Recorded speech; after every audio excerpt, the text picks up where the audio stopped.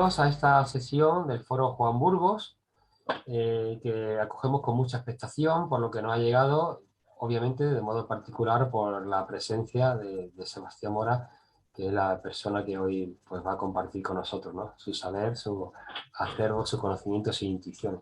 Yo vengo diciendo particularmente, no el único, que Servas, para mí, desde siempre, desde que te conocí, ha sido una persona súper inspiradora, ¿no? Todos tenemos ciertos gurús, sé que no te va a gustar esta forma de hablar, pero a mí me encanta, ¿no? Escuchar a Sebas, pero no solo por escucharle, porque me agrada escucharle, sino porque lo que dice, como conozco también algo de su trayectoria, que ahora le presentaremos, pues a mí, bueno, pues me conecta muchísimo, ¿no? Y con lo que, bueno, me hace vibrar, ¿no? Y además yo escuchando a Sebas más de una vez, no sé, he hecho crash o chip, no sé, o clic, como se diga, ha cambiado algo en mí, ¿no? A la hora de situarme bueno, en el espectro social, la acción social, la solidaridad, la transformación, pues todo esto que hoy nos trae. Mientras algunas personas más os vais incorporando, voy a brevemente, por aquellos que soy más nuevo, que es la primera vez que os incorporáis, contextualizar un poquito esto del Foro Juan Burgos. Para eso voy a compartir mi pantalla y os voy a decir con unas diapositivas solo, pues qué es esto del Foro Juan Burgos, ¿vale? Bueno, ahí estoy viendo el nombre de esta oferta formativa. Foro Juan Burgos llamará la atención a los que seáis nuevos porque este nombre y quién es esa cabeza.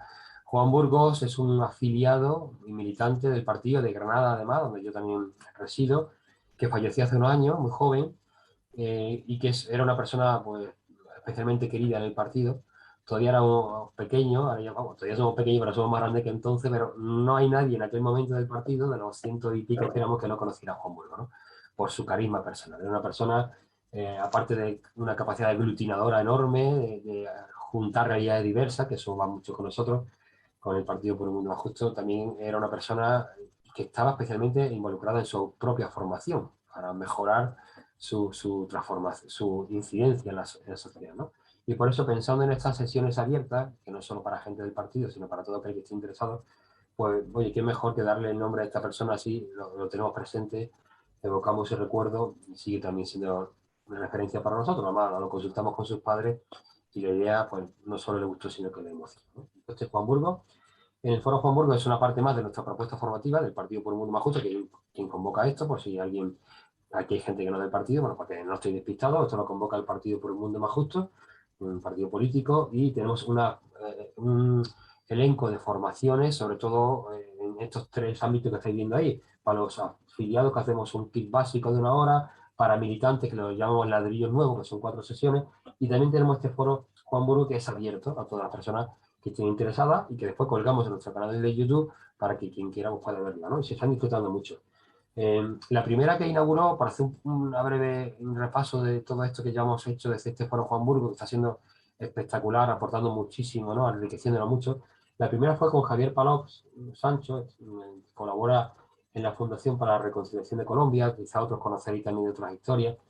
Y él no, la primera charla, el primer encuentro, fijaros que el hombre llevó por una cultura ciudadana de perdón y contra la autonomía política del odio, ¿no? Que ha apropiado en nuestro contexto político, social, mundial, trabajar por el perdón contra el odio, ¿no? Pues fue esa, una primera pieza que pusimos y que casi providencialmente me hizo ver, oye, por ahí van los tiros también, ¿no? De todo esto que estamos construyendo en este foro, ¿no? De conversar, construir, y lo contrario a digregar, ¿no? Crear división. Hemos tenido presencias como la de Agustín Rodríguez del Teso, que nos hablaba de la problemática de la cañada real galiana. A raíz de que nos declaramos pluriconfesionales de este partido, hemos tenido sesiones también, no más confesionales, pero sí que ya toca, ¿no? Algunas de las confesiones religiosas, ¿no? Que están en este partido, que hay de todo, hay ateos, agnósticos, hay cristianos, musulmanes, budistas, unificacionistas. Bueno, pues tuvimos el imán de Badajoz, Adel Najar, que nos habló de la presencia del mundo musulmán hoy en nuestra sociedad, musulmanes, ciudadanos, vecinas, hermanos, ¿vale? También tuvimos, pues también a otra presencia importante en Cáritas Española, a Vicente Martín, el actual delegado episcopal, que nos habló del amor político desde el magisterio del Papa Francisco, que además es una de las personas que nos inspira, como podéis ver en nuestra página web, está el Papa Francisco, está Mahatma Gandhi, está Luther King, está José Mújica, está Elena Maleno, está Félix Rodríguez La Fuente, ¿no? El Papa Francisco, uno de ellos. Abrimos un formato diferente de Foro Juan Burgos, que es una mesa de diálogo en torno al tema de Ucrania.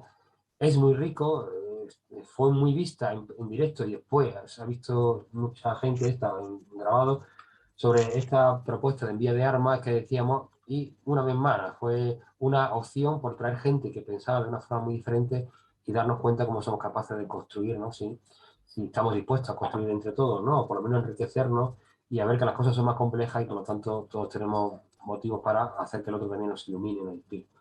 Hemos traído a personas como Chema Vera, director de UNICEF España ahora mismo, que nos habló de la política con enfoque de derecho, o hablamos de la deuda que tenemos con Afganistán, con Ignacio Álvaro Benítez, que fue el coordinador de la Agencia Estatal de Cooperación Internacional para el Desarrollo en Afganistán.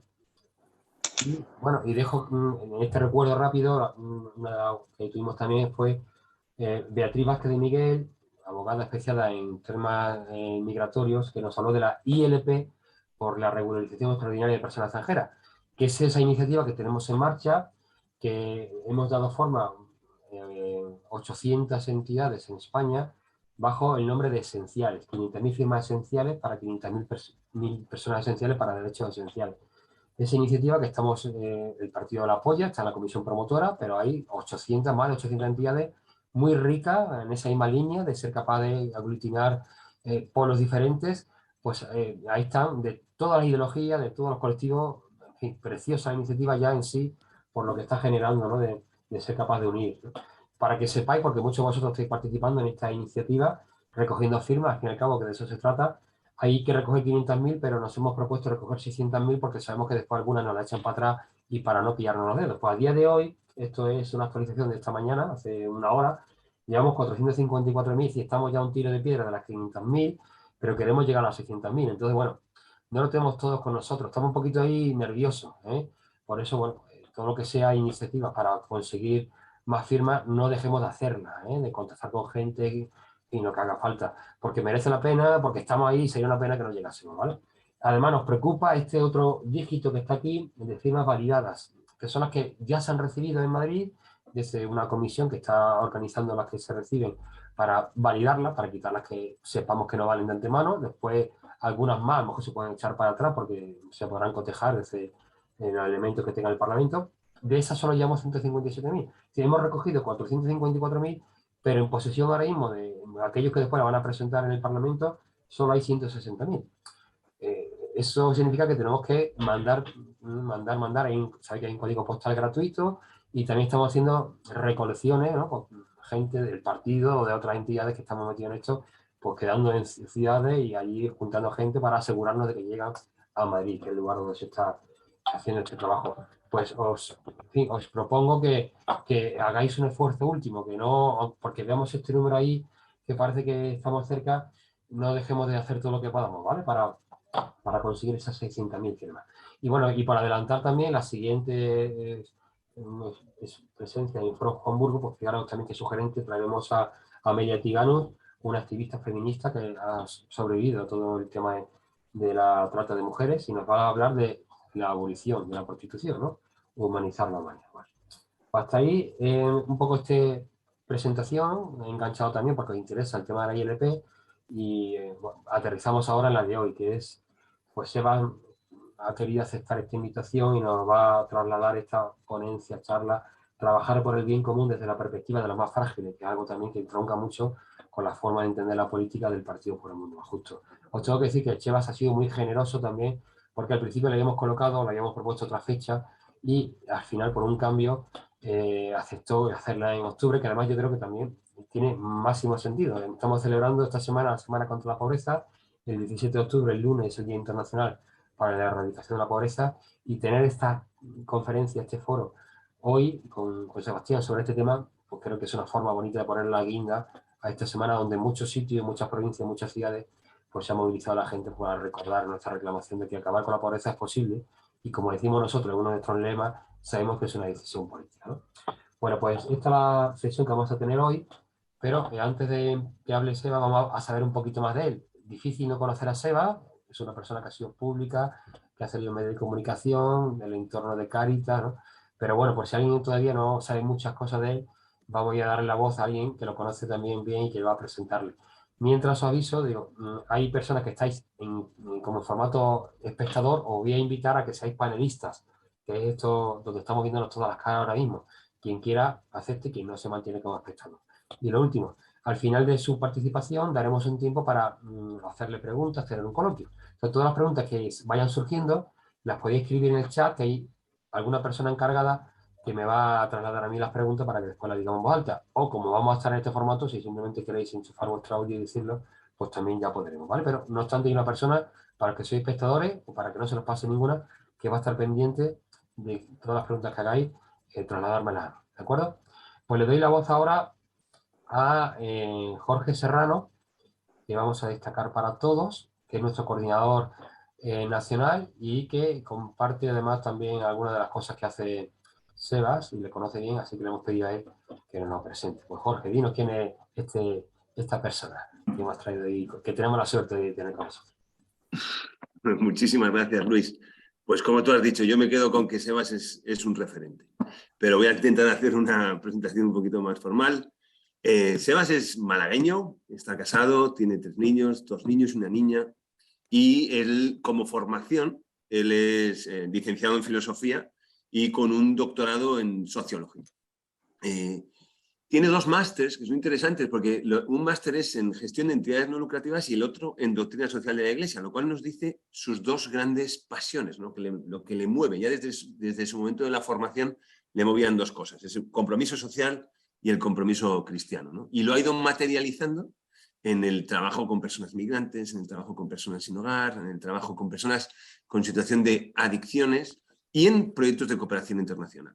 Ha sido, como sabéis, secretario general de Cáritas, ha estado a cargo también del informe FOESA, bueno, director de FOESA, y ahí como secretario general de Cáritas fue cuando, bueno, pues no solo Luis, sino muchos de nosotros le vimos como una persona que era un referente. ¿Y por qué era una referencia? Yo voy a intentar explicarlo. Efectivamente, es lo que decía Luis, es que hacías clic, pero ¿por qué hacías clic?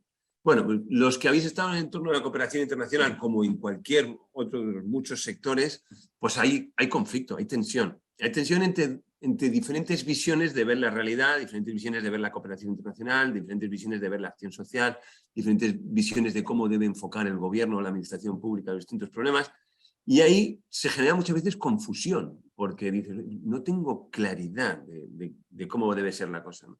Entonces, cuando escuchas a personas como Sebas, que no va al punto medio, no va con medias tintas, de decir, no, sí, los dos tenéis razón, pero un poquito de cada lado, no, sino que va con pasión y claridad. En este tema es así, o yo lo veo así, y lo dice con claridad, y en este otro tema lo veo así.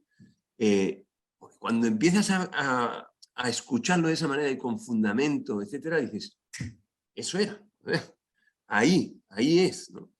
Y yo creo que, bueno, pues los que le hemos escuchado, yo desde luego, yo descubrí gran parte de mi vocación política escuchando a personas como Sebas, escuchando a personas como Chema Vera, etcétera, personas que son del entorno de la cooperación internacional, pero que tienen claramente una vocación interna política, aunque no la hayan desarrollado en el entorno partidista, ¿no? Se les ve.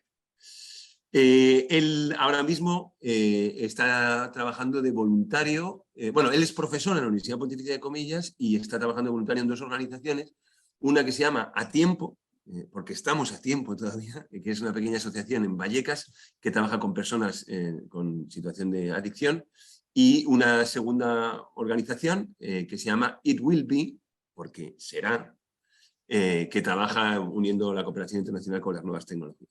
Pues con esos 2 mensajes esperanzadores de que estamos a tiempo y de que será, le paso a Sebas para que nos haga su sesión, que estamos la verdad que muy interesados. Muchísimas gracias, Luis, y adelante, Sebas, te escuchamos. Gracias, Jorge. Antes de que ya empiece a hablar Sebas, la última vez que recuerdo que estoy ascendiendo a panelistas, perdón, sí, a panelistas a los que soy espectadores, porque así todos podemos vernos un poco más cercanos, que ahora también lo que prefería Sebas, ¿de acuerdo? Entonces, vais a recibir toda la invitación. Si aceptáis, seréis una más de las personas que estamos aquí, y si no aceptáis, os quedáis como espectadores.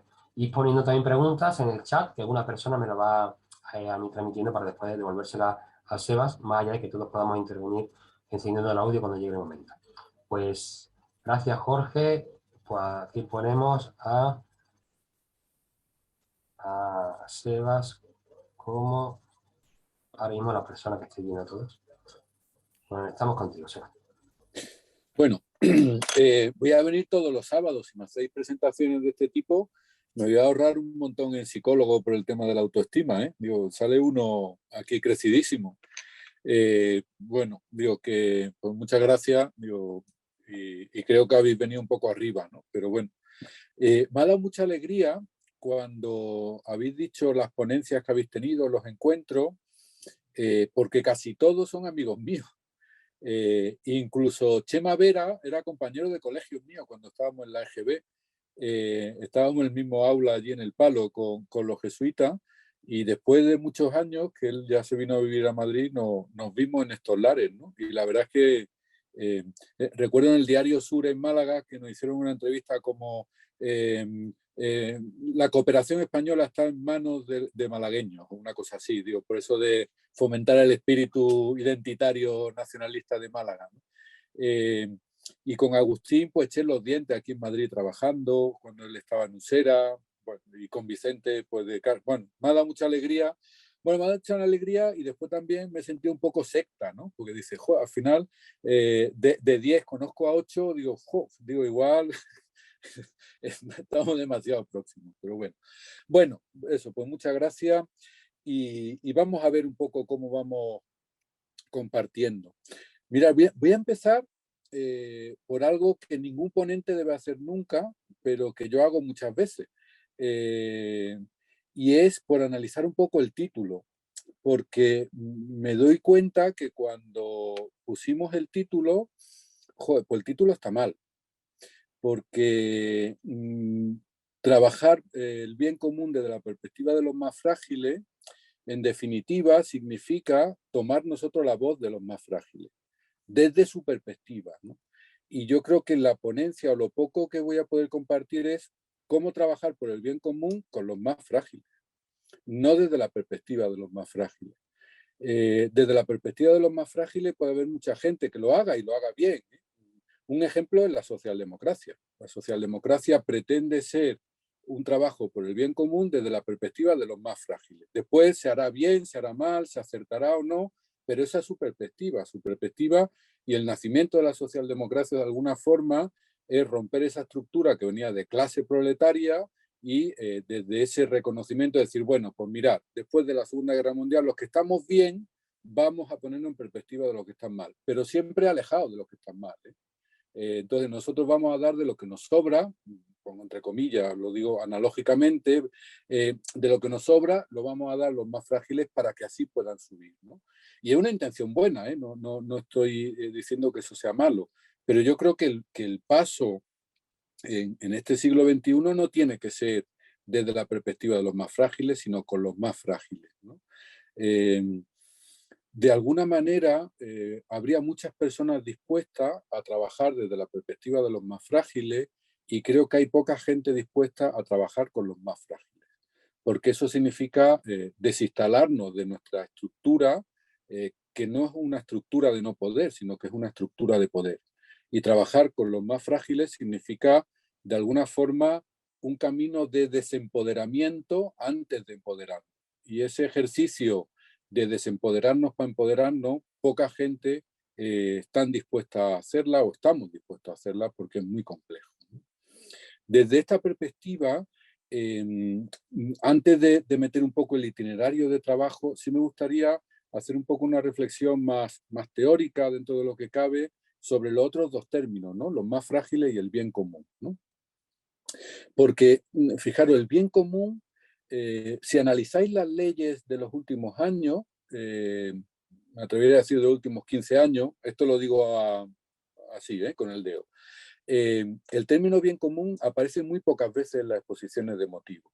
Suele aparecer interés general, suele aparecer interés social, suele aparecer el interés de la mayoría, suele aparecer el interés del Estado, el interés de la nación, pero el término bien común, que era un término muy clásico en política, prácticamente ha desaparecido del discurso político. O incluso cuando se utiliza en el discurso político, se utiliza más como un sinónimo de interés general. Y el interés general normalmente es la agregación de la mayoría y normalmente suele coincidir con la agregación de los poderosos o de los que están en el poder. Y el bien común lo hemos reducido en el ámbito de la política a una especie de bien de la mayoría, pero entendiendo la mayoría como una mayoría que la que ostenta el poder, y ni siquiera una mayoría estadística de la población, ¿no? Bien, a veces también el bien común lo que hemos hecho es un agregado estadístico de signo cuantitativo, el PIB, ¿no? Es decir, ¿cómo va el bien común de España, el PIB? Pues el Producto Interior Bruto baja, vamos mal, el Producto Interior sube, vamos bien, ¿no? Y es curioso que sigamos haciendo esa homologación cuando está más que demostrado que el crecimiento económico por sí mismo no reduce la pobreza en sí. Y está demostrado por todos lados. Y si además hacemos un análisis de la pobreza multidimensional, vemos cómo nos encontramos países con menor PIB y menos pobreza multidimensional y países con un PIB alto con mucha pobreza multidimensional. Es decir, que temas de educativo, sanidad, etcétera, etcétera, no están cubiertos aunque tenga un PIB muy alto. Estados Unidos, es decir, que el ejemplo típico, ¿no? ¿Por qué? Bueno, pues porque la desigualdad también va unida, puede ir unida al crecimiento del PIB, ¿no? Pero sin embargo, la medida que suele mover y que está estos días en todos los telediarios es cómo va el PIB, ¿no? Y al final es la medida estadística de cómo va el PIB, de si va a haber crecimiento, no crecimiento, estancamiento, no, es la que parece que augura el bien común, ¿no? El bien común, en definitiva, o desde mi punto de vista, y esto es criticable, difícilmente podemos convertirlo en un concepto sociológico, porque es un concepto normativo, con fundamento en la realidad, como dirían los escolásticos, con fundamento in re, pero es un concepto normativo. Siempre tiene un deber ser más allá de la realización histórica, que siempre va a ser mínima, ¿no? Yo últimamente lo defiendo o trato de argumentarlo desde este carácter normativo en cómo construir y defender lo común y en común. ¿Qué es el bien común para mí? En cómo defender, construir lo común, pero eso hacerlo en común. Y yo creo que esta es una clave también para trabajar el bien común desde los más frágiles. No se trata de luchar por lo mío en común, no se trata de luchar por el común desde yo solo, sino se trata de luchar por el común en común, ¿no? Y yo creo que esa es la clave poco transitada en la filosofía política del bien común, que de alguna forma puede unir esa categoría del commons, de los comunes, con una categoría más de una democracia participativa, ¿no? Y ese nexo es un poco un nexo que, si vamos viendo en nuestras democracias occidentales, no se dan, no se dan, sino que puede haber personas que luchen mucho por lo común, pero no lo hacen en común, o personas que estén luchando mucho teóricamente en común, pero al final están defendiendo intereses corporativos, intereses de clase, intereses económicos, intereses de poder político o de poder religioso, ¿no? Claro, eso te da una perspectiva de qué significa trabajar el bien común con los más frágiles. Bueno, estamos trabajando por la construcción en común y en común. Bueno, pues ahí hay un primer elemento. Y ese primer elemento nos lleva al segundo elemento, al segundo definición. ¿Qué son los más frágiles? Claro, esta es una pregunta baladí y es una pregunta típica de que todos ahora mismo tenéis en la mente un concepto, un rostro, un colectivo de lo que son los más frágiles. Y si estuviéramos en clase, yo os preguntaría, a ver, Jorge, los inmigrantes, a ver, y tú, Tino, de Sevilla, ¿cuáles son los más frágiles? Bueno, pues las personas sin hogar. Bueno, no, eso Marco, que lleva a las personas sin hogar, pues las personas, cada uno tenemos como nuestro preconcepto, los ancianos que están solos, los tal. Claro, al convertirse el concepto de los más frágiles o los más vulnerables, que es algo más utilizado ahora, hacemos un ejercicio que es doble. Primero, reconocer una especie de omnipresencia de la fragilidad, y que yo creo que eso ha sido una enseñanza del COVID. Todos somos vulnerables, todas las personas somos vulnerables, todos los hombres y mujeres somos vulnerables, y esto no es baladí en la cultura occidental, porque nos sentíamos invulnerables. Este giro a la antropología de la vulnerabilidad es un giro de un calado tremendamente profundo. porque nos creíamos invulnerables. Antes de la pandemia, los transhumanismos, los poshumanismos, las teorías del mejoramiento humano, la promesa era un mundo de inmortales, sin enfermedad y sin sufrimiento, ¿no? Y de pronto llega un virus microscópico y nos arrea un bofetón que nos tumba. Todos somos vulnerables. Y yo creo que ese giro es un giro tremendamente positivo. Curiosamente, poco valorado, que era una reflexión que el movimiento feminista llevaba años haciendo. Cuando el movimiento feminista se adelanta mucho a todos los que ahora se han subido al carro del tema del cuidado, ya venía diciendo desde su inicio que el tema de la vulnerabilidad era un tema central y por eso todos somos cuidadores y todos somos seres necesitados de cuidado, ¿no? Pero ahora que todo el mundo habla de la vulnerabilidad, estamos siendo poco, o estamos reconociendo poco eso que ya estaba escrito hace mucho tiempo. Judy Butler, por ejemplo, lo tenía escrito hace muchísimo tiempo y ahora las personas utilizan esa categoría.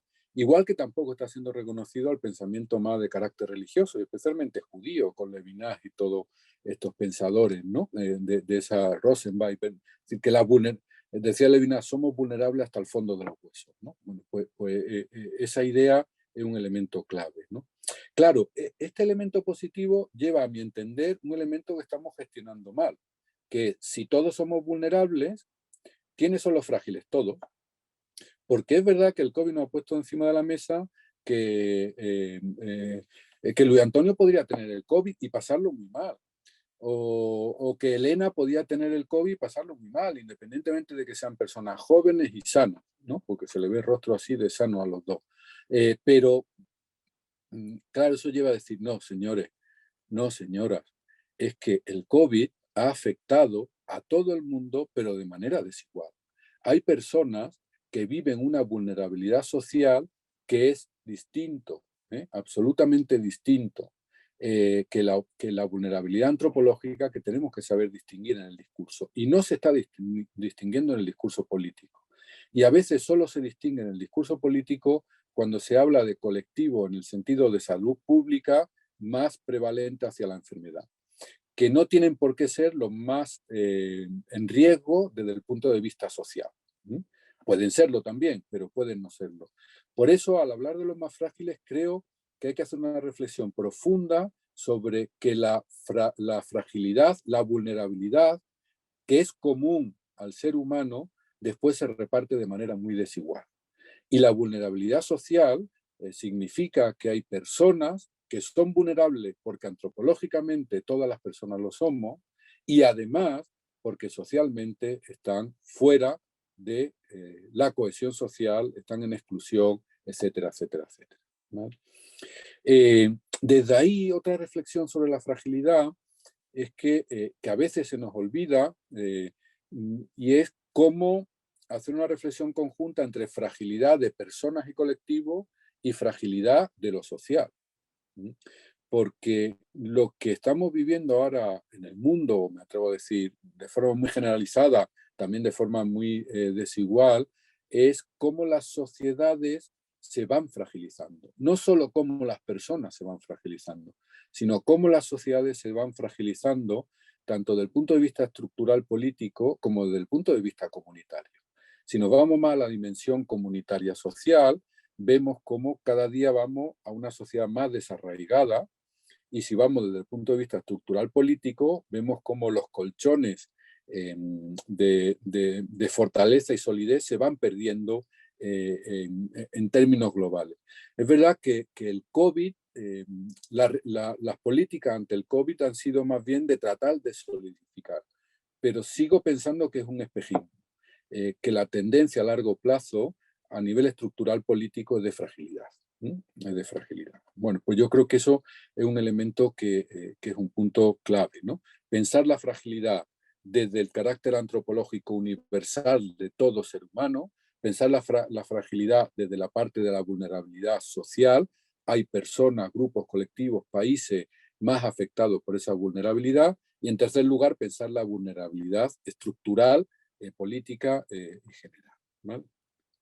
Desde ahí, cuando yo me pongo a pensar en la situación actual de una política por el bien común con las personas más frágiles, me salen como 4 elementos de diagnóstico que no es especialmente optimista. Esto que voy a decir ahora ha sido la investigación que yo hice para mi tesis doctoral en sociología. O sea, la pregunta que yo me hice es, ¿dónde están las personas en exclusión con respecto a la participación política? Y en concreto la analizaba mucho más específicamente en el ámbito de las organizaciones sociales del tercer sector, de cooperación y de intervención aquí, ¿no? De alguna manera, cuando me puse a analizar, a ver, ¿cómo está la participación política formal de las personas más excluidas? Bueno, pues así como titular, las personas más empobrecidas, más excluidas, participan muchísimo menos en lo formal de partidos políticos, sindicatos, etcétera, etcétera. E incluso cuando cada 4 años hay voto, hay incluso territorio en España con una abstención del 70%, 50% que coincide con los territorios de mayor exclusión. Es decir, las personas frágiles, por utilizar la terminología del título, o las personas en exclusión, ni participan en la vida política formal, ni votan. ¿Eso qué significa? Pues significa que estas personas están fuera del interés de los políticos. Voy a hacer un poco de demagogia, pero como ejemplo, ¿vale? Con el tema de las pensiones, es que hay muchos pensionistas que tienen que votar. Cuidar a los pensionistas es un tema de primer orden de cara a cuidar el voto. Cuidar a las personas en exclusión no me aporta nada.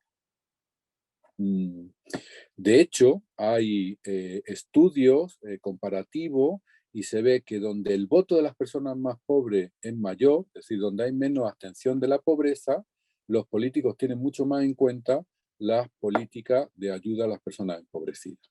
Especialmente en algún país centroeuropeo de hace unos años, porque también Centro Europa, que era el paraíso ideal, ya esto se está convirtiendo en... se está perdiendo ese paraíso y habrá que buscar otro, ¿no? Pero es verdad que cuando se hicieron esos estudios, los países con menor desigualdad y pobreza eran los países donde las personas en pobreza más participaban con su voto, ¿no? Bueno, aquí tenéis una primera tarea. Es decir, ¿dónde están las personas más frágiles en vuestro partido? ¿Forman parte de vuestro partido? ¿Son militantes de vuestro partido?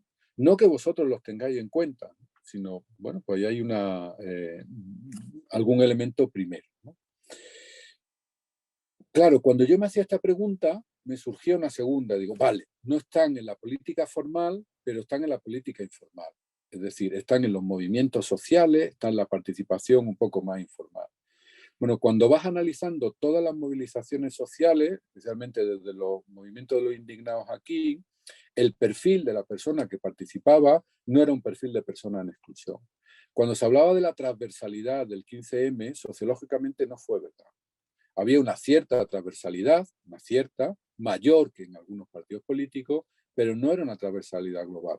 Dicho así muy en síntesis, esto habría que matizarlo, los pobres y los excluidos no estaban en sol. El único movimiento, hay más pequeñito, pero el único movimiento un poquito más global que sí hubo esa subjetivación política de personas en exclusión y personas que no estaban en exclusión fue la plataforma antidesahucio, la PAH. Ha sido de los pocos movimientos globales fuertes donde ha habido una subjetivación política, donde se ha trabajado con una cierta simetría entre las personas desahuciadas y los que defendían que no lo desahuciaran, ¿no? Y es muy interesante los estudios que hay sobre la paz porque empiezan a aparecer otros movimientos, especialmente desde el punto de vista de las personas migrantes, especialmente en Cataluña y en Madrid, donde se está dando esa participación o esa movilización política, donde sí que es verdad que cuesta trabajo saber quién es quién, ¿no? Que sería como ese trabajar por el bien común con las personas más empobrecidas. Pero fijaros que hablamos de experiencias muy concretas y experiencias de alguna forma muy limitadas, ¿no?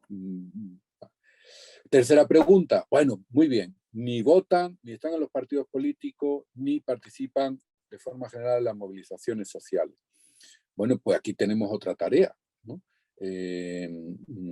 yo diría, por ejemplo, se me ocurre, pero por provocar, esto no va más de provocar, las personas migrantes procedentes de terceros países nacionalizadas están firmando la ILP, están firmando de manera mayoritaria. Podemos decir que si hacemos un análisis estadístico de las personas que han venido de terceros países que ahora están nacionalizadas, es decir, tienen carnet de identidad, por lo tanto pueden votar, es mayor que el de autóctono de lo que están firmando, con todas las proporciones. Me aventuraría a decir por otras campañas que no, hablando en proporciones. Bueno, aquí tenemos otro elemento, ¿no? Es decir, hay una primera tarea grande que es incorporar a las personas frágiles en exclusión a esta dinámica de movilización que es compleja, que es difícil y que muchas veces nos jugamos algunos menos que otros y por eso tenemos que sustentar y acompañar también ese elemento. Vale, pues me surge una tercera pregunta. Ni están, como he dicho, en la parte más formal de la política, ni en las movilizaciones. Bueno, pero el nivel asociativo seguro que es grande. Bueno, el nivel asociativo en los distintos informes FOESA ha salido de las personas en exclusión es casi 30 veces menor que el nivel asociativo de las personas que no están en exclusión. De hecho, es uno de los indicadores que puede pronosticar exclusión cuando tú no formas parte de un capital social denso. Es decir, tenemos otra tarea, cómo está el nivel de asociacionismo cultural, deportivo, social, cómo están nuestros barrios, es decir, en general en España está mal, pero si hacemos una corte por exclusión, vulnerabilidad, pobreza, pues eso, hasta 30 veces menor, ¿no? Cuarto elemento, vale, pero las entidades sociales, las Cáritas, las Cruz Rojas, los Intermones, los UNICEF, los Entrecultura, distintas organizaciones sociales de barrio que trabajan con las personas empobrecidas, le dan un lugar a la participación. Bueno, pues en el análisis que yo hice de APN España, que es como la plataforma que aúna a las organizaciones cuyo uno de sus objetivos principales es la participación de las personas en exclusión, bueno, pues me daba que el nivel de participación es extremadamente bajo y en una escalera de la participación los niveles se daban fundamentalmente en el nivel informativo y formativo. En el nivel decisorio no están participando las personas. Independientemente después del trabajo más cualitativo de entidades que sí tienen a personas en los patronatos afectados por la pobreza y la exclusión, y quiénes son esas personas y qué dependencia hay en esas personas, que eso es otra problemática. Pero desde el punto de vista puramente cuantitativo, podemos decir que las entidades de acción social trabajan para los empobrecidos sin los empobrecidos. Y esto es un tema muy peculiar, porque gran parte de estas organizaciones tienen en su carta de presentación la participación social de las personas en exclusión. Eso sí, con otros, no con nosotros, porque esto es muy complicado. Es decir, ¿cómo voy a gestionar un centro de personas sin hogar con la participación real, efectiva y decisoria de las personas sin hogar? Eso sí, después le vamos a exigir al ayuntamiento que lo haga. Nosotros no, pero que el ayuntamiento lo haga. Y claro, y denunciamos la democracia tan poco participativa que tiene el ayuntamiento, pero eso sí, nosotros en nuestros proyectos no. Y hay un elemento que es esencial, a mi entender, que es a participar solo hay una forma de aprender, que es participar. Por eso yo creo que las entidades de acción social tendrían que tener como objetivo primordial la paideia democrática, la educación en ciudadanía democrática, tanto con las personas que trabajan asalariadas en las organizaciones, como con el voluntariado, como con las personas en exclusión. Porque si no se convierten en escuela de democracia, como diría Tocqueville, entonces tenemos ahí un elemento que algo nos falla. No podemos exigir, bueno, esto era como el debate, fijaros, he dicho antiguo, pero antiguo seguramente por el debate, porque las situaciones se siguen repitiendo, ¿no? De las entidades que trabajan por los derechos laborales de las personas y por los derechos sociales, después tiene gente contratada que no tiene dada de alta o que le paga el mínimo, que le hace contrato en práctica, o que, etcétera, etcétera, ¿no? Bueno, pues esto es un debate muy parecido, ¿no?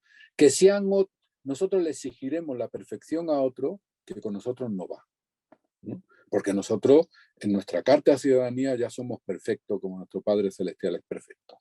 Entonces pedimos la perfección a otros, pero que no nos analicen a nosotros, ¿no? Claro, desde ahí podríamos decir, y esto además se da en un momento donde las personas empobrecidas están deseando participar. Bueno, pues no. Digo, el precariado político y las personas más empobrecidas, su creencia, su confianza en la democracia es relativamente pequeña. Y el voto en partidos populistas de derecha es muy amplio, porque no tienen confianza. ¿Cómo vas a tener confianza en una sociedad que te ha echado y te ha expulsado? ¿Cómo vas a tener confianza en una sociedad o en un modo de gobierno que no te ha hecho caso ni te ha cubierto tus necesidades? Bueno, pues al final, cuando uno está en una situación de exclusión, de dificultad, se agarra a discursos donde parece que van a resonar mucho más sus elementos. Y es muy curioso, en pequeños estudios sobre democracia sigilosa, la democracia sigilosa, bueno, es más complejo, pero de alguna forma, por simplificar, sería como la democracia de los expertos, ¿no? Es decir, ¿quién tiene que gobernar? Los expertos. Bueno, entre las personas más excluidas piden con mucha más pasión que sean los expertos y no los políticos, porque la confianza en la política es muy pequeña, ¿no? Que curiosamente en España, y especialmente durante el COVID, los españoles no hemos pedido más democracia, hemos pedido más expertos. Y eso es tremendamente preocupante. Porque cuando renunciamos a la democracia en un momento de excepcionalidad democrática, caer en totalitarismo blando es muy fácil. ¿Qué tenemos que hacer como ciudadanos? Lo que digan los expertos. Y entonces decimos, bueno, pero es que el experto médico es muy experto. Ya, pero también sabemos que los expertos médicos no se ponen de acuerdo en lo que hay que hacer. Y cuando pasemos del experto médico al experto económico, Mario Draghi fue elegido en Italia por ser un experto, no porque fuera votado. Eso que se habla de los gobiernos de los tecnócratas es lo que hemos pedido en la sociedad española. Y si veis, lo que en una encuesta a pie de calle la gente dice es necesitamos a alguien que sepa gestionar. Digo, no, yo necesito a alguien que aspire al bien común y evidentemente un instrumento en la gestión, pero el fin no es la gestión. La gestión es el instrumento. No hay política sin una buena gestión, pero no hay política solo con gestión. Bueno, pues desde este análisis diagnóstico, ¿qué deberíamos de hacer? ¿O qué debéis de hacer? ¿No? Porque la mayoría sois de por un mundo más justo, ¿no? Yo lo pongo como en 3 palabras, ¿no? Como en 3 palabras, 3 itinerarios, 3 dinamismos.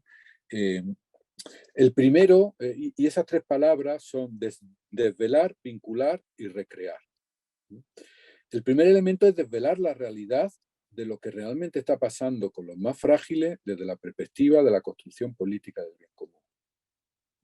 A mí me parece que poner encima de la mesa que ya no solo se está generando un precariado social, sino tipo good standing, sino también un precariado político, es decir, que de una forma consciente y deliberada las personas empobrecidas están quedando fuera del ágora pública, que no tienen espacio para generar en isegoría y esenomía, eso es para ver que soy profesor universitario, ¿no? La isonomía en igualdad de ley y segoría en igualdad de uso de la palabra, no hay espacio en ni segoría ni isonomía donde las personas excluidas puedan tomar la palabra. Y a veces cuando la toman es más dentro de un contexto publicitario, incluso folclórico, que decisorio y participativo.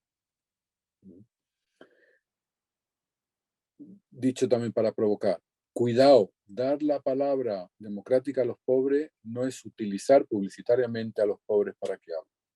Recuerdo hace un tiempo en una mesa redonda de un acto público con personas sin hogar, que una chica, persona sin hogar, le hicieron una pregunta a los periodistas y miró al técnico de su organización y le dijo, ¿puedo decirlo? Claro, dice, no hay palabras, ¿no? La palabra ya estaba escrita, ¿no? ¿Puedo decirlo?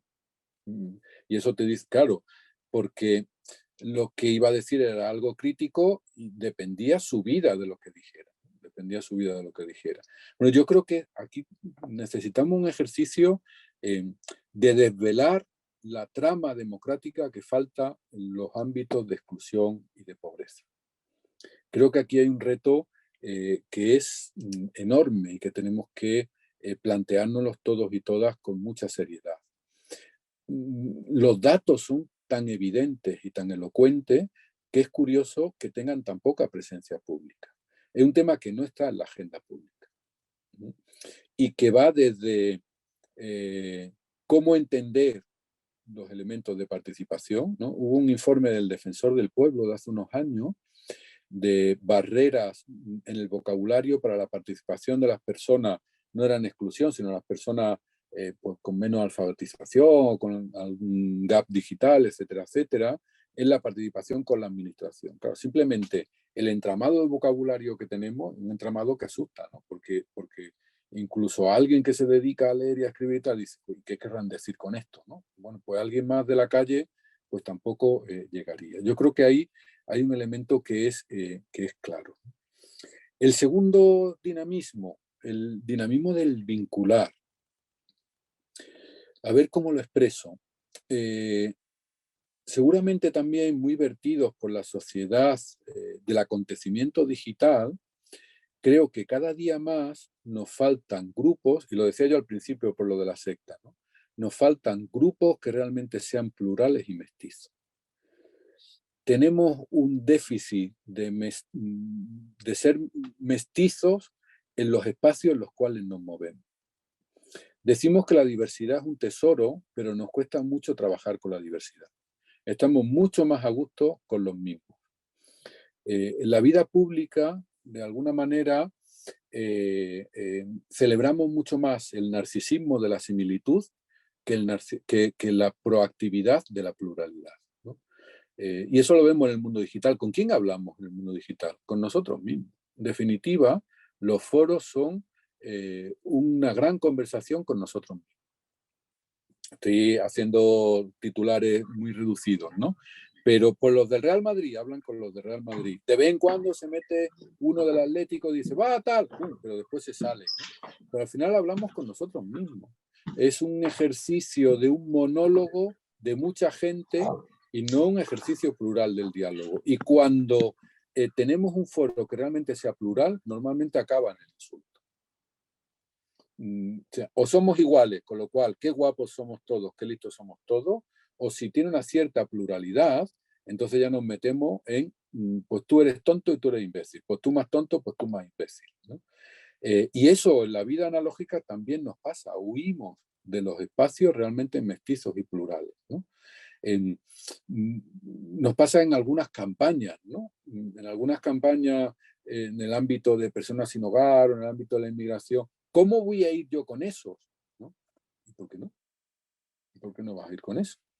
Si la cuestión no es que tú seas como eso, la cuestión es que estáis defendiendo un hecho común, cada uno desde su película, cada uno desde sus valores, cada uno desde su argumento. Lo que importa aquí es el bien común, ese trabajar lo común y en común.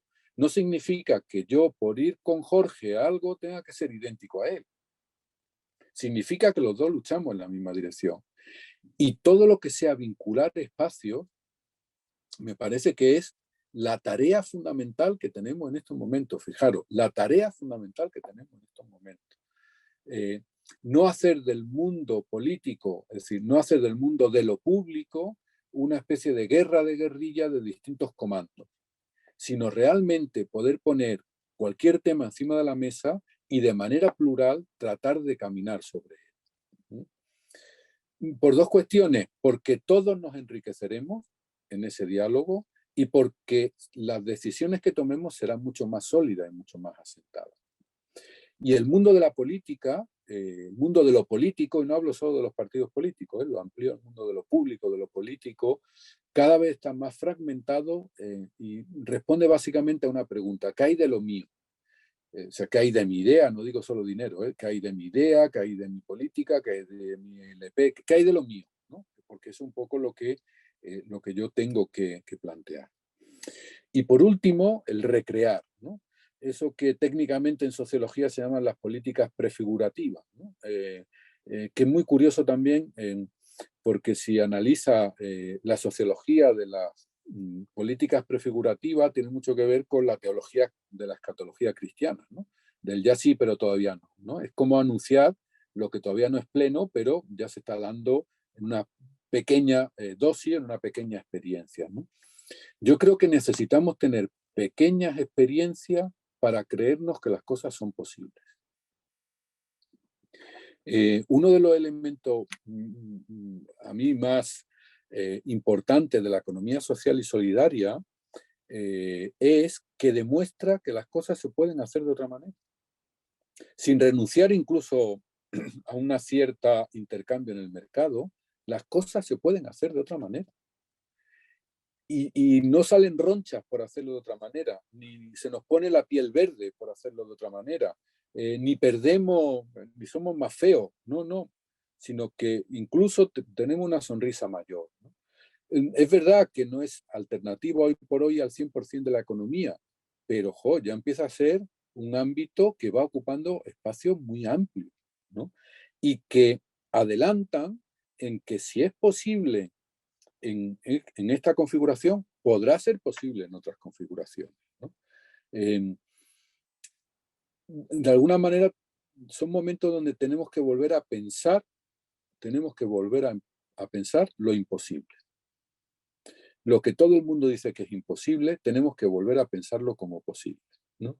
Es muy curioso, pero una enseñanza del COVID que no se le ha querido sacar mucho hilo, y estoy convencido, vosotros sois la creen de la creen, ¿no? Digo, me han dicho que soy gente lista, comprometida, simpática, guapa, agradable, ya os veo, ¿no?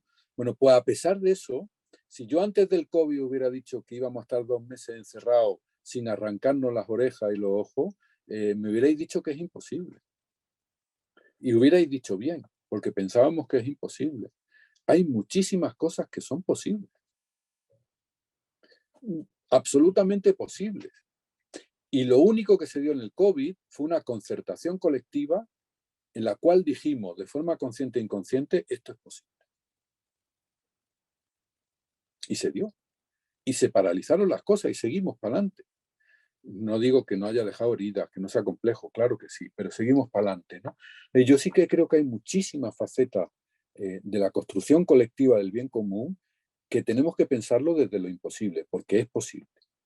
Y es bastante más posible, pero para demostrarlo tenemos que ir anunciando pequeñas experiencias de que es posible que las personas en exclusión sean activos políticamente, que las personas en exclusión sean escuchados en simetría desde, evidentemente, cierta preparación de las capacidades, ¿no? ¿O imagináis que yo fuera alemán, un gran profesor alemán, y que no hablara castellano, pero vosotros quisierais escucharme?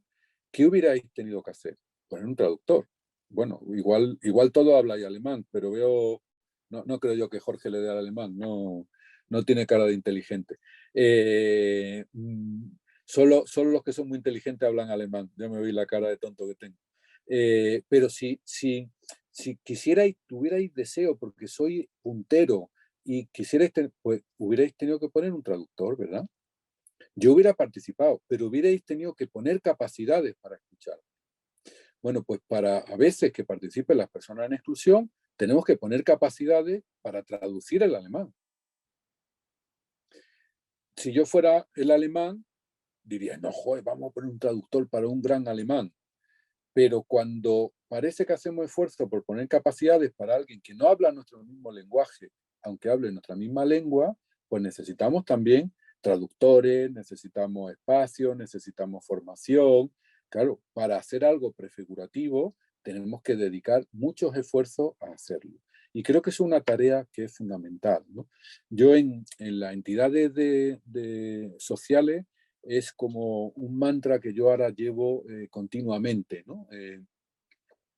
Las personas tienen que participar. O sea, no podemos estar pensando en ser prescriptores de la vida de las personas sin preguntarle a las personas, ¿no? Fijaros, en sistemas mucho más cerrados, como puede ser el sanitario, a cualquier persona autónoma, es decir, que no tenga un informe de salud mental que le incapacita o un informe judicial, se le pregunta si quieren hacer esto o lo otro, si quieren tomar esta pastilla o la otra. En el ámbito de la acción social no lo preguntamos. Somos mucho más prescriptores que un médico. Y fijaros que los médicos forman de esa estructura sacral de nuestras sociedades, ¿no? Y yo creo que ahí nos queda una tarea importante, porque solo podremos redefinir el bien común con los más frágiles si somos capaces de desvelar las realidades antidemocráticas que se esconden frente a la no participación. Hay una especie de demofobia que se mezcla con la aporafobia en nuestra política. Menos participación y ninguna de los pobres. La demofobia se hermana con la aporofobia.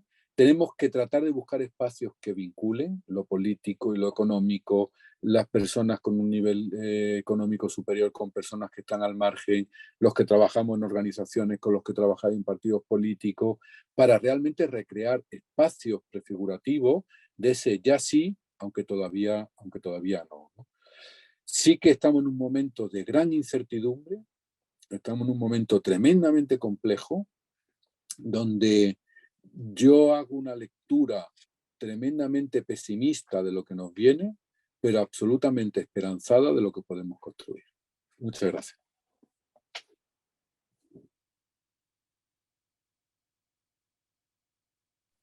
Bueno, no sé si estamos todos tan descolocados como yo. Ahora mismo se ha cumplido lo que decíamos. Sebas, gracias, gracias, gracias. Desde el primer momento a mí me has hecho movilizarme por dentro. Bueno, es decir, estas cosas a ti no te gustarán, pero ha sido bestial, creo yo, nos ha hecho mucho bien. Aquí estamos personas del partido, pero hay personas que no lo son y seguro que también han venido con ganas de movilizarse por dentro y lo has conseguido, ¿no? Por hacer un repaso posiblemente injusto de lo que ha hecho Seba en estos casi 45 minutos que está hablando con nosotros, os digo que él lo primero que ha hecho ha sido montar el título de esta charla, que no es trabajar por el bien común desde la perspectiva, sino que debería ser con los más frágiles, ¿no? Desde ahí ha empezado descolocándolo. Y ha hecho la introducción hablando de lo que es el bien común, según lo entiende él, que no es el interés general, no es el Producto Interior Bruto, sino que es construir lo común o defender lo común y haciéndolo en común, ¿no? Y también nos hablaba de cómo entiende el tema de los frágiles y ha hecho dos afirmaciones básicas. Una, que todos somos frágiles, después del COVID lo tenemos muy claro, pero que no todos somos igual de frágiles, ¿no? Y eso también hay que tenerlo muy presente, que la fragilidad de colectivos y de la sociedad también se está acentuando en general, ¿no? Sin una cosa quite la otra, ¿no? Y después nos ha ofrecido como unos 4 puntos de diagnóstico de lo que pasa si queremos trabajar con los frágiles y no desde los frágiles. Hay que preguntarse si está siendo así, si están participando los frágiles o vulnerables, las personas en riesgo de exclusión. Y él nos dice que no están en lo formal a nivel político de participación, que no están en las movilizaciones sociales, que no están en el mundo asociacionista y que las entidades que trabajan en teoría con ellos, desde ellos, los incorporan, pero no en el plano ejecutivo, ¿no? Quizá a veces algo anecdótico o más circunstancial. Y desde ese diagnóstico, pues nos proponía qué debemos hacer, la propuesta de Sebas, ¿no? Pues desde 3 palabras: desvelar, recrear y vincular. Desvelar esto que ocurre, no hay participación de las personas frágiles, ¿no? En el tejido social, político y mucho más allá, ¿no? Que tenemos que hacer lo posible por vincularlos, por lo tanto, es decir, de hacer trabajar desde la pluralidad, sumando polos opuestos, ¿no? Haciendo visible y real que hay que trabajar desde el mestizaje. Y por último nos proponía también esto que él hablaba de la política prefigurativa, el recrear, el tener experiencias pequeñas de que es posible, ¿no? Y pensando siempre desde lo imposible, para que poco a poco se haga realidad. Bueno, pues este es mi resumen mal hecho, por supuesto, lo tenemos grabado, lo podréis, como no, volver a disfrutar. Y ahora abrimos un turno de preguntas, de comentarios. Yo tengo algunas ya que me han llegado a través de... Hay 2 personas que están aquí intentándome a mí filtrar lo que estamos queriendo trasladar, Sebas, Olga y Marco, pero como hemos pasado el formato este, no solo de webinar, sino que hay gente que está ya entre nosotros, se le ve con su vídeo, incluso se puede escuchar. Si alguien quiere también intervenir desde ahí, es un poco pedir la palabra, levantáis la mano, os la doy y habilitáis vuestro audio. vaya por delante que con muchísima humildad y tomando conciencia de nuestra fragilidad, ¿no? El partido, en este caso me remito al partido, somos muy frágiles, muy frágiles, muy frágiles en este partido. No sé, a escucharte también me generaba, ¿no? Pues no estamos haciendo tan mal, ¿no? Estamos apostando, tenemos equipos de trabajo y nos estamos haciendo todo lo posible porque los equipos de trabajo sean equipos plurales, muy diversos y donde además los frágiles estén presentes, ¿no? En el equipo de sin hogarismo hay personas sin hogar y además afiliados, ¿no? Y en el tipo de discapacidad, discapacitados, y en el de adicciones o en el de prisiones hay personas que han pasado por la cárcel, ¿no? O están viviendo, ¿no? El calvario de las adicciones, ¿no? O sea, y lo estamos haciendo también por opción.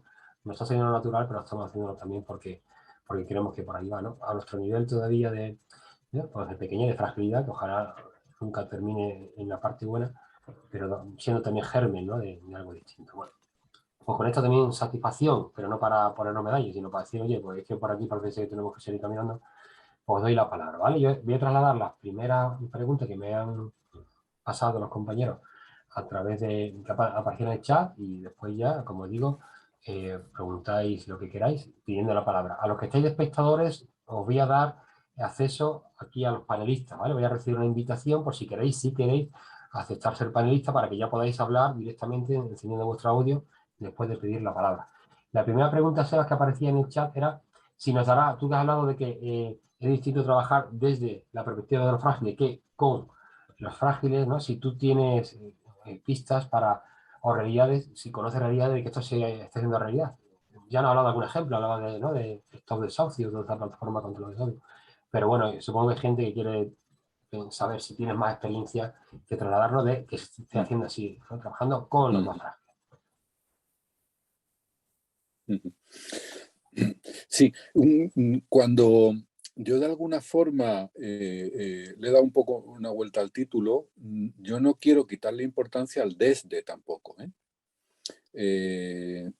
porque el desde ha hecho mucho bien y creo que además es básico también de tenerlo. Es decir, que no significa, bueno, hay que ir con y nos olvidamos del desde, no. Es decir, que los impuestos sean mucho más progresivos, le preguntemos o no a las personas empobrecidas, es un elemento que tenemos que seguir trabajando, ¿no? El tema de la regularización de la inmigración tenemos que seguir trabajándolo porque desde, aunque se supone que si hubiera plataformas también sería con, ¿no? No despreciar el desde porque vaya, virgencita, virgencita, que nos quedemos en el desde, que ya sería como situarnos, porque yo creo que en términos generales el ámbito de lo económico no va ni siquiera del desde, ¿no? Sino que va desde esa idea de generemos mucha riqueza o el efecto Lázaro, ¿no? Genero mucha riqueza que ya caerán migas, ¿no? Y eso quita la pobreza. Entonces a mí el desde no quiero quitarle importancia. Sí que le he dado como una entonación distinta al con, pero quitarle. Bueno, yo creo que han salido algunas experiencias y que tú mismo has citado algunas, es decir, pues tenéis grupos de trabajo donde hay personas que bien están en una situación de vulnerabilidad social o han estado o lo han trabajado o han estado en riesgo de, yo creo que eso es un primer elemento, es decir, tener realmente entidades porosas para que puedan entrar personas desde ese ámbito. Y con una salvedad, o con una reflexión para discernir, ¿no? Una persona, por sufrir vulnerabilidad social, no tiene por qué ser una buena persona, ni una persona que aporte, ni una persona que sea ideal. Es decir, cuando yo hablo de trabajar con las personas en exclusión, no estoy hablando de mitificar a los pobres. Hay personas en pobreza y en exclusión que son ángeles y otros que son demonios, como en no exclusión. Yo creo que esa dinámica, digo, igual que personas que no estén sufriendo la exclusión, pues no valen para un grupo de trabajo porque buscan protagonismo, porque buscan medrar, porque buscan poder, pues no vale. Bueno, pues también que tengamos la sensatez de que no por el hecho de ser una persona en exclusión, pueda ser una persona que sirva para un trabajo en común, pero como tampoco lo somos los que no estamos en exclusión, ¿no? Y desde ahí, digo, buscar experiencia. Yo creo que es muy clave buscar experiencias indirectas para ir preparando la experiencia directa. Y me explico. generar pequeños espacios de participación en las organizaciones, movilizar el asociacionismo de las personas migrantes, las personas sin hogar, potenciar los espacios públicos donde podamos participar en una cierta simetría, ¿no? Hay un libro de Kingsley que se llama Los Palacios del Pueblo, es muy interesante. Él en un estudio en Estados Unidos habla de cómo se van perdiendo los espacios públicos donde entraba un cualquiera, y eso significa una falta de cohesión social y de participación social, ¿no? Él hace con un estudio de las bibliotecas en determinados barrios más populares de Estados Unidos, en cómo han ido girando de ser espacios públicos abiertos a todo a ser espacios para una élite, ¿no? Aquellos que leen, aquellos que utilizan los libros. Y si veis lo que está pasando en España con los espacios públicos, vamos viendo que va ocurriendo eso también. Se van especializando y perdiendo esa referencia de espacio para todos y un espacio de todos, ¿no? Entonces, no, hacemos una hemeroteca para los que tengan capacidad de... Y yo sí que creo que esa infraestructura social que habla él es básica. ¿Dónde están los ágoras donde los ciudadanos nos encontramos? Uno es el virtual, sin duda, ¿no? Pero hay otros también. ¿Cómo podemos generar espacios inclusivos y espacios amplios y espacios de alguna forma mestizos, ¿no? Claro, una cosa, es una reflexión más desde el mundo cristiano, ¿no? Las parroquias en los años 60, 70 fueron espacios públicos, ¿no? Fueron espacios antropológicos, ¿no? El abuelo de mi mujer, que murió con 103 años, que era de un pueblecito del Bierzo, decía, a misa hay que ir, aunque sea a ver a los amigos. Da igual que crea o no, si lo que se va es a ver a los amigos, que durante la semana estamos en el monte y no nos vemos, ¿no? Bueno, ¿dónde están esos espacios hoy en día, ¿no? Y yo creo que ahí hay una tarea también grande, ¿no? Cómo potenciar esos espacios públicos. Y otro elemento que es un desdecón es potenciando los servicios públicos. Decía Berenjay cuando hizo el informe antes de la sanidad pública en Inglaterra, el gran gozo que sintió de sentarse en una sala de espera con personas en exclusión, con migrantes y con caballeros de la orden de no sé qué, ¿no? Dijo, el gozo que sintió. Fijaros que ahora mismo los servicios públicos o gran parte de la ciudadanía va buscando un sitio donde no sentarse con esas personas, ¿no? La educación privada, la sanidad privada. No queremos como sociedad sentarnos. Yo creo que la defensa de los servicios públicos, donde podamos sentarnos en la sala de espera, donde nuestros hijos se puedan sentar en el pupitre con una persona de otro color, una persona de otro país, una persona con otra condición sexual y de género. Bueno, son espacios que tenemos que recrear para que realmente haya bien común desde ahí. Gracias, Sebas. Te traslado otra pregunta de las que están en el chat y a partir de ahora te ofrecemos eso, que levantéis la mano y podáis trasladarle directamente la pregunta a Sebas. Nos dice Manuel desde Sevilla, la primera pregunta también para que supiera quién lo ha hecho. También ha sido Manuel. Manuel que genera las dos preguntas estas que estamos haciendo. Esto que nos estás contando se traslada al ámbito mundial, a la relación entre países. No sé en qué momento de la conferencia formula la pregunta. Manuel está por aquí también si quiere intervenir, pero no sé si tú eres capaz también de arrancar de ahí. Sí, no. Sí, Manolo. No está ahora mismo la pedida palabra. Vale. Yo diría que se da con mucha más radicalidad. Es decir, y las pocas instituciones que tenemos más o menos de carácter internacional tienen derecho de veto por los más poderosos, no por los más pobres. Entonces, no solo se da, sino que se legitima. O sea, no solo no se da, sino que además se legitima. Y yo creo que a nivel internacional es mucho más grosero incluso que a nivel estatal. E incluso fíjate, ahora mismo en el ámbito de la cooperación, ahora yo estoy un poco más retirado de ese mundo, pero en el mundo de la cooperación, después de distintos encuentros, lo que se ha pedido desde los países en sur, en desarrollo, en pobreza, como queramos llamarlo, es que se dejen las grandes ONG internacionales de actuar, que le den el dinero que ellos ya actúan desde lo local. Jo, y eso ha sido dar en la frente a las grandes instituciones internacionales, ¿no? Es decir, ¿cómo? Sí, no, yo trabajo para ti, pero no me fío de ti. Y eso está ahora mismo encima de la mesa y está firmado como que vamos hacia ahí, pero con muy lento. Es un tema muy complejo porque al final es deshacerte del poder, desempoderarte. Y además desempoderarte para que tú no seas el protagonista y que cuando haya un nuevo empoderamiento tú seas uno más o incluso uno un poquito más abajo, ¿no?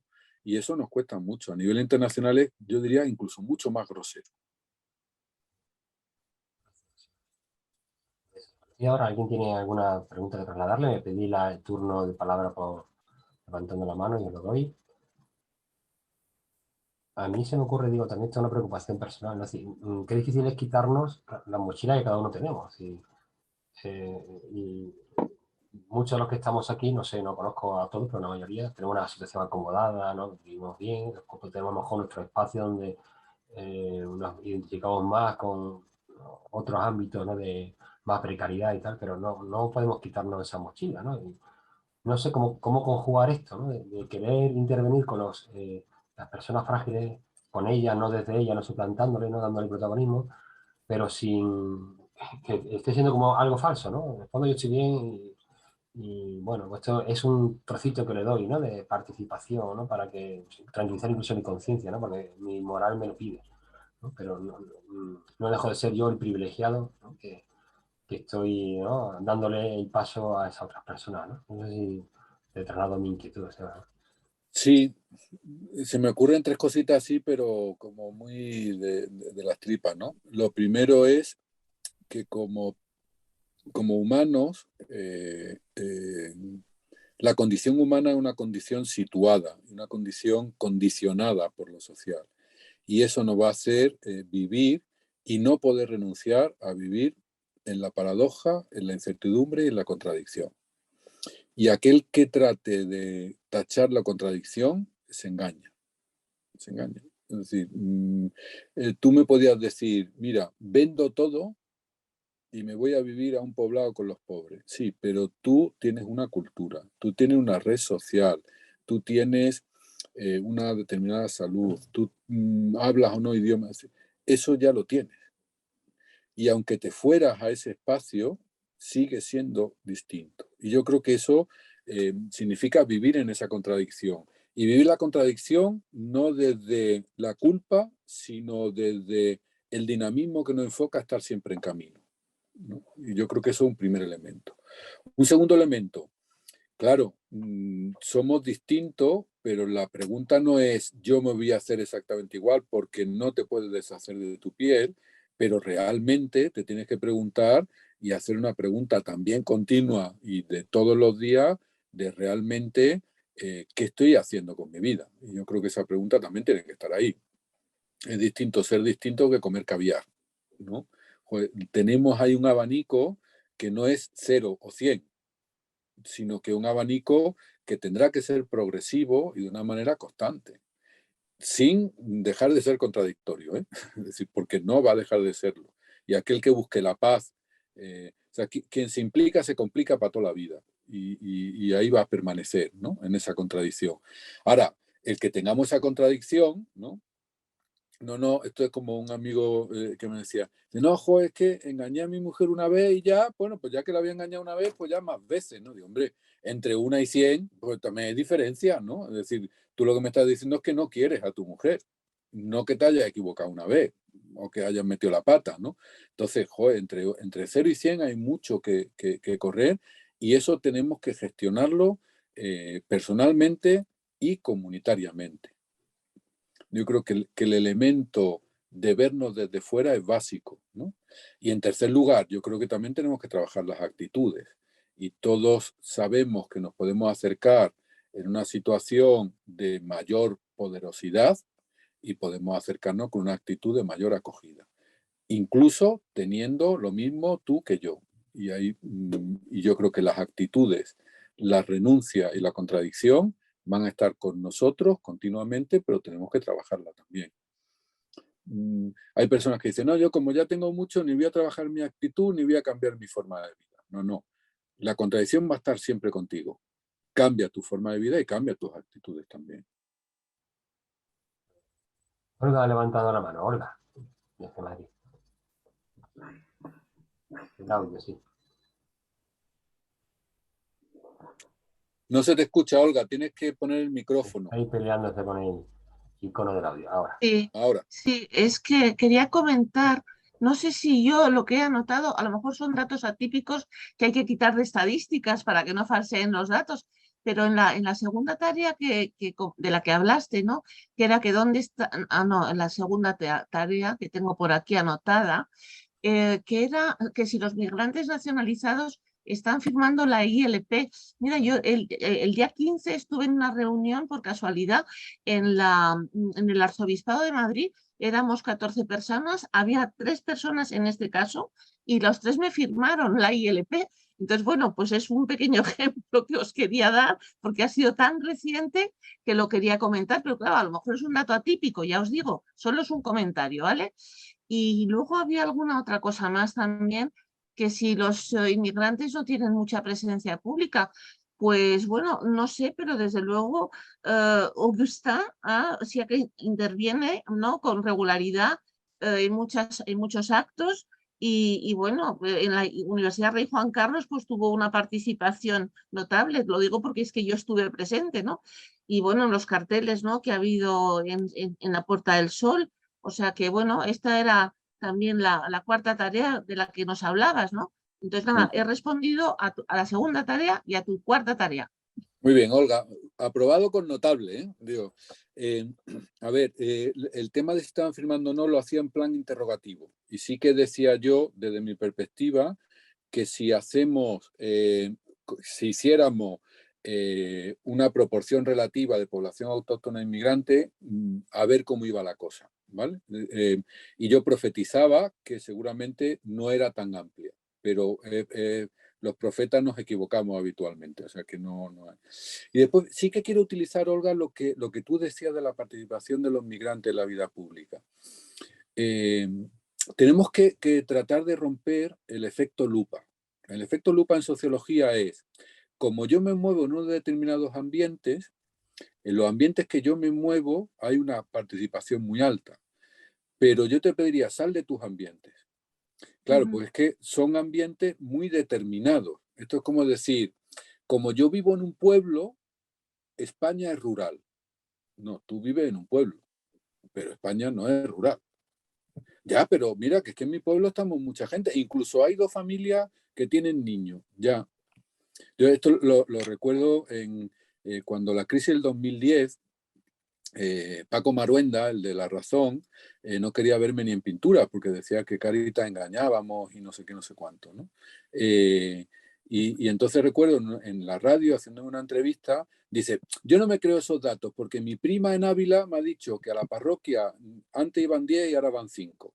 Digo, hombre, Paco, un informe de 40.000 hogares y tú lo resuelves con tu prima de Ávila, pues me parece que no es serio, ¿no? Pero eso lo hacemos nosotros también muchas veces. Al final tenemos una prima en Ávila que lo hacemos como el absoluto estadístico, ¿no? No es un absoluto estadístico. La presencia pública en los ámbitos de deliberación, de participación, los inmigrantes están subrepresentados. Y yo eso lo defendería desde una perspectiva sociológica y de una perspectiva personal, ¿no? Eso no significa que evidentemente estén más que antes y que no haya espacio en que sí estén, ¿no? Pero cuidado con las lupas sociológicas, ¿no? Otro ejemplo, Osoro, que organiza, el Cardenal de Madrid organiza una vez al mes o cada 2 meses una vigilia de jóvenes, ¿no? Entonces, claro, pues la Almudena se llena de jóvenes y me dice, y después dicen que los jóvenes no creen. Digo, mira, que aquí hay 500 jóvenes, en Madrid hay 5 millones de habitantes. Claro, has traído a todos los que creen, son el 0,1%. Claro, tú lo ves allí, dices, ¿qué cantidad de jóvenes? Sí, pero están todos los que hay. O sea, no, de ahí no puedes decir que los jóvenes de Madrid son creyentes. No, no es verdad. Allí sí, los que están allí sí creen. Pero en cuanto sales de la Almudena y te vas un poquito al sitio de copas, ya no. O sea que si entiendo bien, el efecto lupa del que tú hablas es la transposición o de lo que yo he hablado, que era de dato estadístico, o sea, el dato estadístico que hay que quitar de la estadística, ¿no? Para que no falsee datos. Es lo Mira, te voy mismo. a poner, Olga, un ejemplo un poco que siempre trabajamos con los alumnos. Si yo te digo que la media de ingesta de pollo en España es que cada persona se come 3 pollos al mes, ¿sí? Y tú me dices, pues yo no me como ninguno. Digo, bueno, pues un vecino se come 6, pero la media sigue siendo 3. Sí. Aunque tú no comas ninguno. Entonces, las proporciones estadísticas son distintas. Otro ejemplo muy actual, el portavoz de la Comunidad de Madrid, cuando saca el informe la Fundación Foessa y en una comparecencia pública dice, pero ¿dónde están los pobres? Que yo no les veo. Y es verdad que él no los ve, porque él sale de su casa de Pozuelo, se monta en un coche oficial, va a la Puerta del Sol y saldrá a reuniones. Claro que no ve los pobres. Si tú le preguntaras a alguien de Cañada Real, te diría, es que hay una pobreza en Madrid que es insoportable. Pues tampoco es verdad. Gracias. Tino, desde Sevilla. Hola.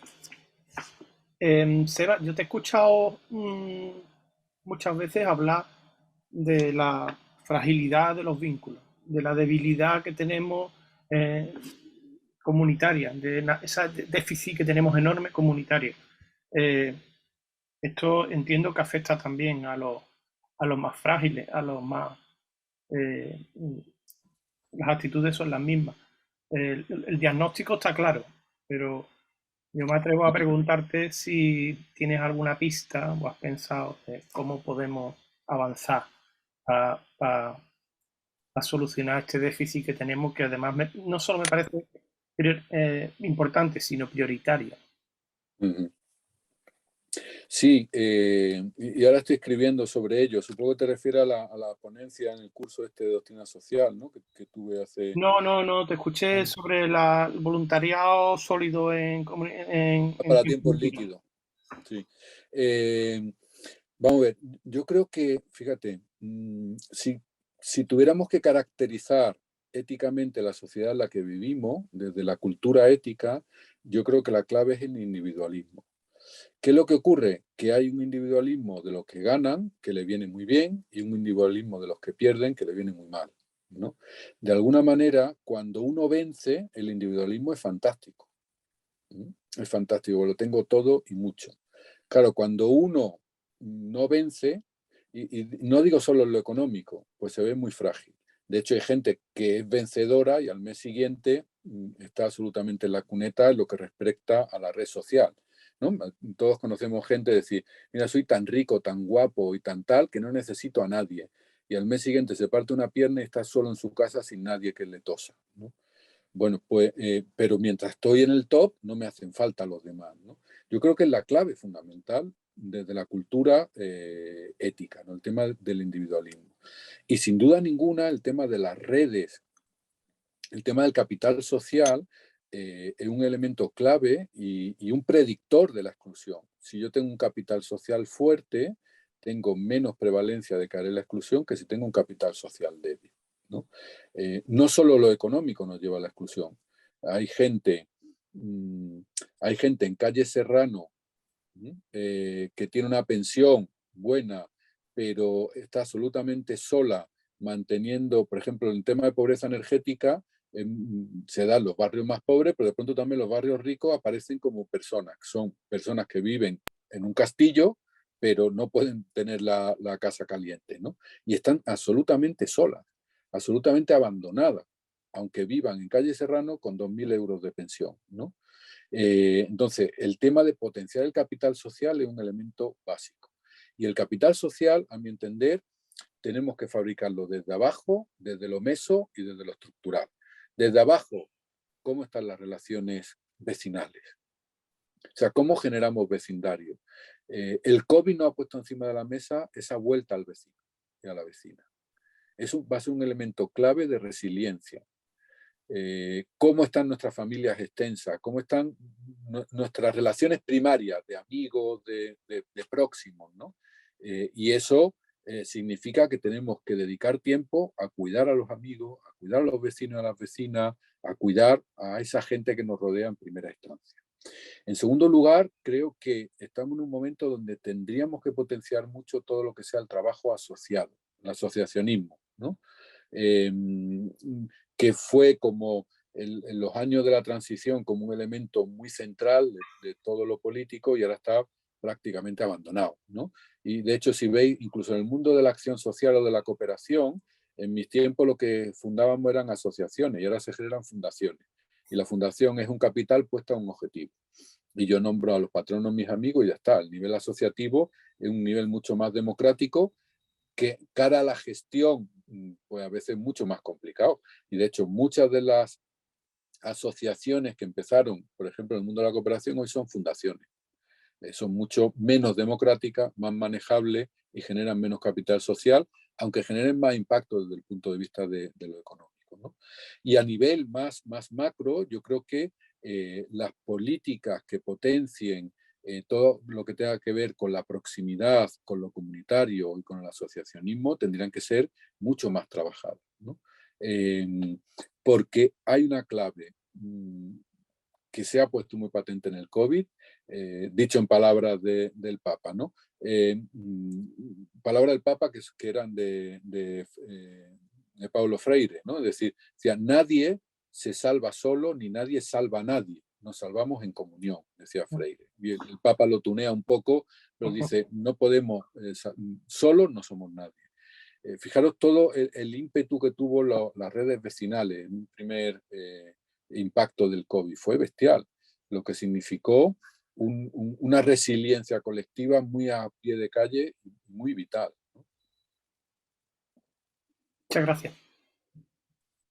Bueno, ya una mano más que ha bajado, son las 12:30, no obstante, y es el tiempo que hemos pactado con Sebas. Yo creo que ya te hemos exprimido suficiente, podríamos seguir haciéndolo, pero seguro que tiene otros lugares donde darte y compartir todo lo que es tu, bueno, pues tu inspiración. Sebas, ha sido un placer estar aquí con nosotros. Obviamente nos gustaría seguir contando contigo en otro momento, ¿no? O también, o así a nivel más de charla o a nivel personal, porque... Cuando queráis, ya me tenéis localizado. Te lo agradezco, ¿no? Y creo que reafirmamos una vez más, como yo, tantas personas aquí, ¿no? Que para nosotros eres fuente de inspiración, ¿no? Necesaria, referente, así que ojalá te podamos tener cerca. Pues es un placer haber compartido esta mañana contigo, con todos vosotros que estáis también participando. Hay algunas personas que ya se han desconectado, pero hemos llegado a un buen número y ahora lo publicaremos también en YouTube para que la gente pueda seguir disfrutándolo.